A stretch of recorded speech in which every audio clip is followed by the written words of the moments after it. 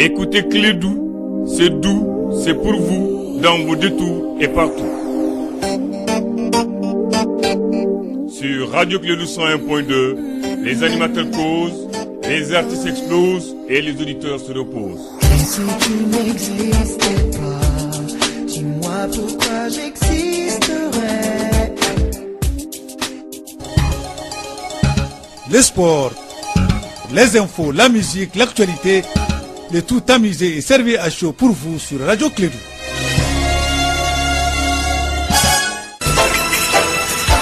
Radio Clédou, le journal, avec Sotelma Malitaire. Mesdames et messieurs, fidèles auditeurs, un console de sa matinale, très heureux de vous retrouver, très nombreux le savons déjà, vous êtes à l'écoute en ce moment, nous avons changé de mois, nous sommes dans le dernier mois de l'année, le 4e jour de l'année. Du mois de décembre de l'année, le mois de décembre est le dernier mois de l'année, alors vivement la fin de l'année et la nouvelle année pour vous tous, mesdames et messieurs. Nous sommes lundi 4 décembre l'an 2017, il est 7h en temps universel, il s'appelle Bakary Sissé. Bakary, bonjour et bienvenue, nous sommes dans le mois de la lutte contre le sida. Oui, Ablé, bonjour à toi, bonjour à toutes et à tous, bienvenue dans cette édition, la première de Clédou Info. Dans ce journal, nous allons parler des rencontres, les rencontres de Bamako, Biennale africaine, de la photographie, qui se sont donc ouvertes dans notre capitale le samedi dernier en présence de plusieurs dizaines de photographes du continent et d'Europe. On en parlera avec Kassim Traoré, un autre salon. Cette fois-ci, c'est le salon des sciences et des technologies au Mali. Donc, Siassi Tech, l'initiative est du journal scientifique et technique du Mali, ISTM, qui met l'accent sur l'importance des sciences et technologies dans l'amélioration du secteur agricole. Moussa Papaïdara nous donnera d'amples informations. Et puis, à Farako, les enseignants ne vont pas déposer la craie à partir d'aujourd'hui. Un consensus a été trouvé entre les enseignants, entre les anciens et les centres d'animation pédagogique de Farako, nous précise notre reporter, correspondant sur place Douba Damele, qui précise d'ailleurs que le pire a été éviter et que les classes resteront ouvertes dès ce lundi. Et nous allons vous proposer le reportage de Douba, donc à l'ouverture de ce journal. Et puis, sur le plan sportif, c'est fait. C'est Yéli Olympique qui est devenue championne du lycée de Bamako.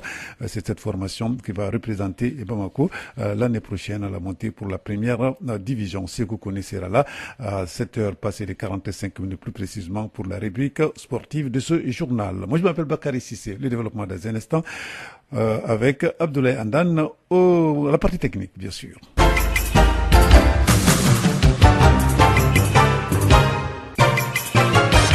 Et bienvenue à cette édition. Aujourd'hui, nous sommes le lundi 4 décembre 2017, la première session de Clédou Info. Tout d'abord, le général de brigade Moussa Senghou Coulibaly, ancien ministre de l'administration territoriale, démissionne de l'armée malienne. Il veut se lancer dans la course pour Koulouba à 2018.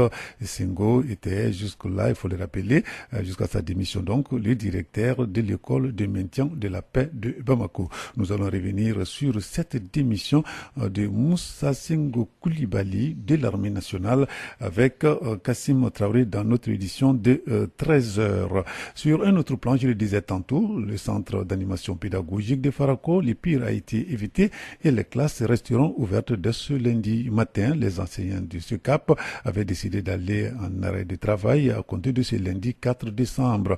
L'un de leurs a été physiquement agressé par le président du comité de gestion scolaire de son école. Heureusement, un terrain d'attente a été trouvé et les enseignants ont décidé de ne pas déposer ce matin la craie. Les points avec Douba Damele. Cette triste réalité s'est déroulée à l'école fondamentale de Kalabougou dans la commune rurale de Farako, derrière le fleuve à la traversée du Sigou. C'était la semaine dernière. Le directeur de cette école, en réclamant de meilleures conditions de travail, a été poignardé par son président du comité de gestion scolaire. C'était dans la cour même du dit établissement. Cette nouvelle agression d'enseignants dans le centre d'animation pédagogique de Farako devenait un cas de trop. De l'ouverture à maintenant, deux autres cas avaient été enregistrés. C'est ainsi que les enseignants du CAP de Farako, représentés par une synergie d'action des syndicats de l'enseignement fondamental dans les 10 CAP, ont décidé d'aller à un arrêt de travail. Dans leur doléance, en un seul point, ils exigent l'expulsion du président du comité de gestion scolaire. Des consultations vont s'organiser entre acteurs de l'éducation dans les CAP. Finalement, la doléance des enseignants est satisfaite. Ce dimanche 3 décembre et le président a été limogé. Il faut dire que le CAP de Farako est l'une des dernières créations des 6 centres d'animation pédagogique de l'Académie d'enseignement de Ségou, Douba, Dambélé pour la radio Clédou. Voilà, merci Douba Dambélé. Donc, en tout cas, une bonne nouvelle également pour les élèves. Je le disais dans les titres, les rencontres de Bamako, Biennale africaine de la photographie, se sont ouvertes samedi en présence de plusieurs dizaines de photographes du continent et d'Europe qui célèbrent cette année la fierté de l'Afrique. La 11e édition a été lancée au musée national de Bamako. Elle est intitulée Afrotopia, en référence à l'essai publié en 2016 par l'intellectuel sénégalais Felmin Star pour exalter la créativité du continent appelé à inventer lui-même son avenir. Les points avec Kassim Traoré.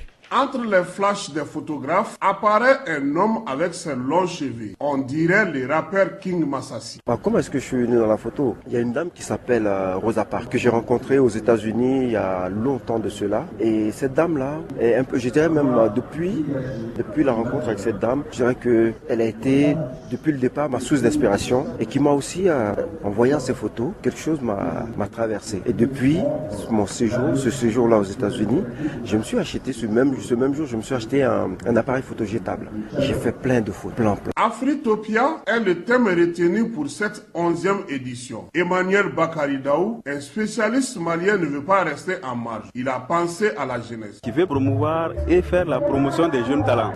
Donc nous, on a un autre stand à Djao Mali et là-bas, on a fait Bamakotopia en écho avec Afritopia. J'ai dit, s'ils peuvent le faire, nous aussi on pourra le faire parce que c'est la volonté qui compte. Et Dieu merci, on a pu réaliser quelques images qu'on va montrer à partir du lundi dans le stand de Djao Mali. Donc les off cette année, c'est les Maliens qui vont briller par leur talent. Sans être comme fait Malik Sidibé ou Sedou Keita, Randan Diko tire son épingle du jeu à travers les flashs. Pour moi, cette édition représente beaucoup de choses parce que le Mali étant dans la situation que tout le monde connaît, avoir abrité les rencontres avec tout ce qu'on connaît comme situation sécuritaire, tout ça, pour moi c'est un défi pour le Mali, pour les responsables, pour l'organisation et pour tous les gens qui sont impliqués dans cette biennale. J'appelle les Bamakois à sortir, venir voir les expos, participer aux rencontres, participer à la fête et à l'événement. La 11e édition de la Biennale de la photographie africaine de Bamako débute ainsi. Une soirée, un déjeuner et un dîner ont accompagné la cérémonie de lancement dans un musée national vêtu de photos des temps coloniaux à l'époque contemporaine. Voilà, merci Kassim Traoré. Donc le rendez-vous est pris à partir d'aujourd'hui. On peut faire un tour pour en tout cas regarder les différentes productions. Un salon des sciences et des technologies au Mali, SACI Tech, l'initiative du journal scientifique et technique du Mali, ISTM, qui veut l'accès sur l'importance des sciences et technologies dans l'amélioration du secteur agricole. Une opportunité pour les instituts de recherche, les inventeurs d'exposer et de présenter leurs recherches dans le domaine agricole. Les points avec Moussa Papa Aïdara. Booster l'agriculture malienne à travers les nouvelles technologies et la science est la vision du premier salon des sciences et des technologies au Mali, SACITEC. Les innovations scientifiques contribuent à avoir des semences de qualité et autres fertilisants des sols. Quant à la technologie, elle facilite par exemple l'irrigation par les systèmes de goutte à goutte. Ces différentes pratiques sont débattues au cours de ce premier salon des SACITEC par des experts comme le professeur Abdoulaye Sidibé, ancien chercheur à l'IFRA de Katibougou. Et qui parle de semences, parle de production pour l'augmentation de la productivité, sans oublier bien sûr les sols. Tout ça c'est dans le domaine des sciences. Ça peut booster parce qu'à partir du moment où il y aura augmentation du rendement, pour les avoir, il faut quand même passer par la technologie. L'idée du Salon des sciences et des technologies SACITEC vient du journal scientifique et technique du Mali, JSTM. Cette jeune revue de 2 ans a comme cheval de bataille de sortir la science et la technique de l'ornière. Mariam Sidibé est la chargée de communication communication du JSTM. La science fait énormément pour la société et c'est dommage qu'on n'en parle pas. Pour cette première édition, on a pensé à l'agriculture, qui est un sujet sur toutes les langues. Ces temps-ci, on a un problème de pluie, de saison avec le changement climatique. La science peut aider à avoir de meilleures productions. Ils sont agriculteurs et universitaires, passionnés de la science, venus en grand nombre pour participer à cette première édition. Les doyens des facultés des sciences et techniques, Fana Tangara, s'est réjoui d'une telle initiative, surtout en faveur des étudiants qui apprennent encore un peu plus. Mais il y a peu d'activités médiatisées autour des sciences et techniques. Donc ce salon qui est autour des sciences et techniques va permettre au public qui va assister aux différentes conférences d'avoir des informations, non seulement par rapport à l'état de la recherche autour de l'agriculture, mais aussi avoir d'autres informations concernant des sciences et techniques. 4 panels pour informer le public au cours de ce salon, à savoir le rôle de l'innovation pour une production durable, le progrès en agriculture à travers la science et la technologie, entre autres. Voilà, merci Moussa Papa Aïdara pour ce reportage. Nous allons changer de sujet. Un nouveau départ pour le Conseil national des jeunes, CNJ Mali. L'institution des jeunes du Mali a passé son remembrement, c'était le week-end dernier, dans la capitale de Balazan, Ségou, lors de cette assemblée générale extraordinaire présidée par le ministre de la Jeunesse. La rencontre de Ségou a regroupé en tout cas les délégués venus de toutes les régions du Mali. Au sortir des travaux, Suleiman Satiki Sidibé, président intérimaire, a été confirmé au poste du président de l'institution. Donc on écoute le reportage de Douba Dambélé sur les travaux.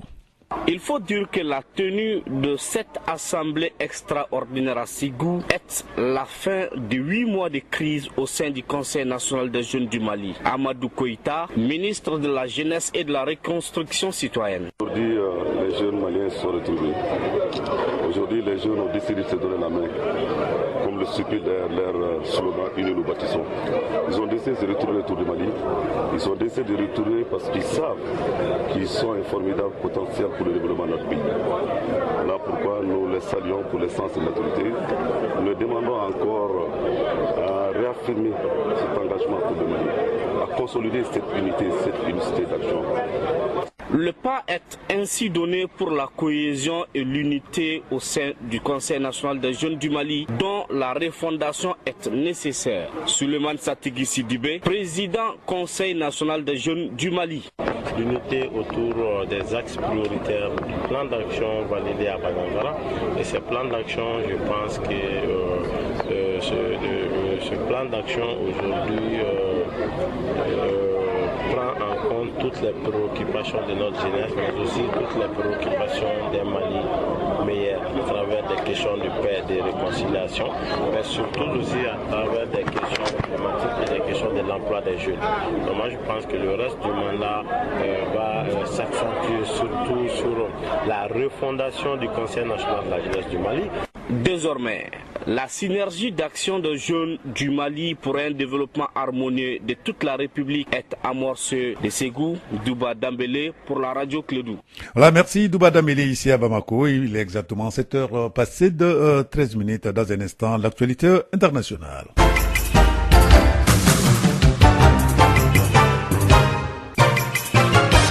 L'ICASA, c'est la conférence internationale de lutte contre le sida et les infections sexuellement transmissibles. Cette conférence se tient à partir d'aujourd'hui jusqu'au 9 décembre en Côte d'Ivoire. C'est le grand rendez-vous du continent consacré à la lutte contre le VIH. 10 000 délégués sont attendus. Parmi les intervenants, Michel Sidibé, directeur exécutif de l'UNICIDA, ou encore la docteure Machidoucho et Moueti du Botswana qui dirige la branche africaine de l'Organisation mondiale de la santé. Les thèmes de la conférence, l'Afrique, une approche différente vers la fin du sida. La Jordanie, petit pays du Moyen-Orient, s'intéresse de plus en plus aux pays africains, y compris des pays d'Afrique de l'Ouest. Le roi Abdallah II de Jordanie recevrait en cette fin de semaine sur la mer Rouge le président présidents nigérians, guinéens et nigériens, et maliens surtout. Voilà, notre président sera de rendez-vous. Ces rencontres d'Agaba doivent permettre à ces pays d'échanger des informations pour la lutte contre le terrorisme. La Jordanie, qui a l'expérience de la lutte contre les groupes islamiques, espère développer de nouvelles relations commerciales en Afrique. Et puis l'opposition togolaise était dans la rue une fois de plus le samedi dernier pour réclamer le départ du président Faure Gnassingbé, malgré des incessants contacts des chefs d'État et de la sous-région pour un dialogue de sortie donc du Togo de la crise. La mobilisation ne faillit pas. Une fois encore samedi, les manifestants étaient dans la rue de Lomé et dans certaines villes du pays.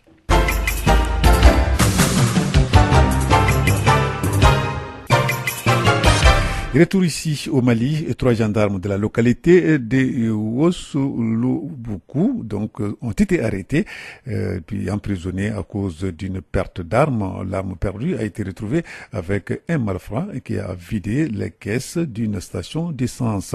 Informés de cette affaire, les populations de Ouillissiboukou, qui sont toujours victimes de braquages, de vols à main armée et de vols de bétail, exigent la justice sur cette affaire.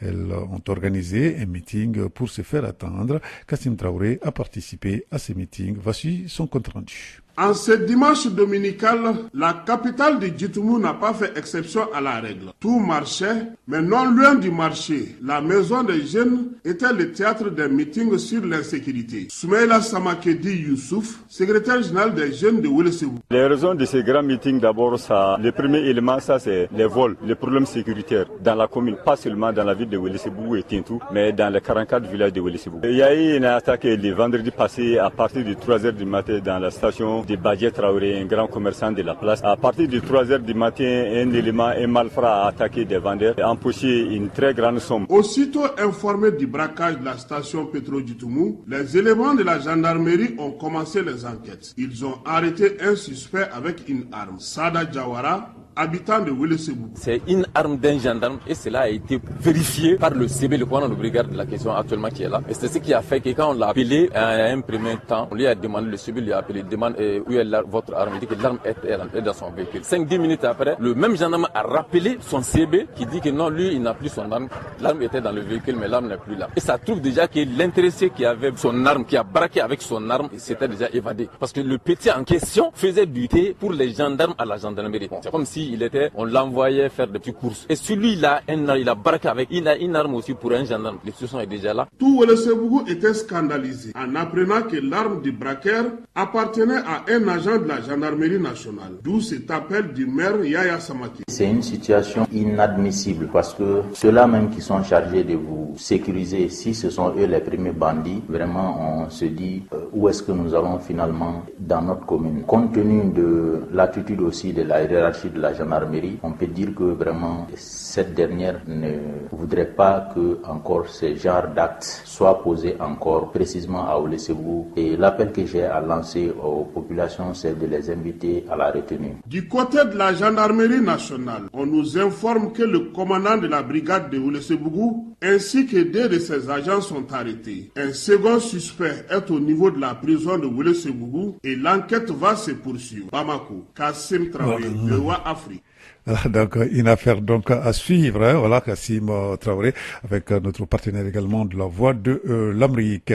Voilà, donc c'est tout pour cette édition. Avant de nous séparer, voici la prévision météorologique du 3 au 4 décembre 2017. Situation synoptique générale. Le ciel sera clair à peu nuagé sur l'ensemble du pays, excepté les régions de Kaye, Sikasso, Gao, Menaka et Kidal, où il sera à peu nuagé à nuagé. Les vents seront de direction nord-est d'intensité faible à modérée sur l'ensemble du pays et se renforceront par moments dans la majeure partie du pays. La visibilité sera légèrement affectée par la poussière en suspension dans les régions des Kaye, Koulikoro, Tombouctou, Gao, Kidal, Menaka et Taoudéni. Les températures seront stationnaires sur l'ensemble du pays. Notez bien que le temps prévu pour aujourd'hui sera ensoleillé dans la journée avec un renforcement de vent par moment dans la majeure partie du pays. Nous nous précise Mali Météo.